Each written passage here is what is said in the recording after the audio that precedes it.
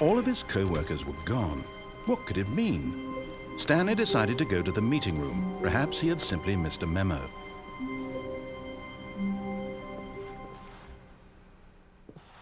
At first, Stanley assumed he'd broken the map until he heard this narration and realized it was part of the game's design all along. He then praised the game for its insightful and witty commentary into the nature of video game structure and its examination of structural narrative tropes. So, now that you're here, what do you think? Isn't this a fun and unique place to be?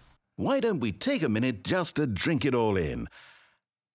Okay, I'm over it now. What do you think? Are you sick of this gag yet? Well, I don't know how to say this politely, but you could literally just hit escape and restart the game any old time you want, like right now. You could have done it just then. Now would also be an appropriate time to quit. Any of these points and so many, many more, all of them are appropriate.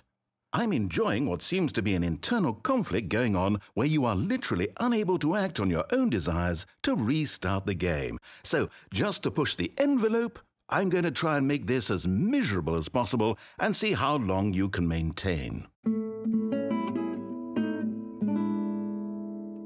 There once was a man named Stanley, who people considered so manly.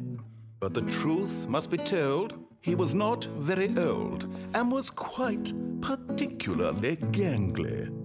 What Stanley liked most was buttons.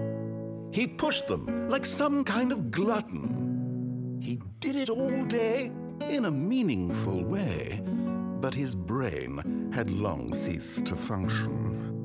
Which is why he is in this parable and lives an existence quite terrible. And if you are not strong and keep playing along, you too will become quite unbearable. Yes. You too will become quite unbearable.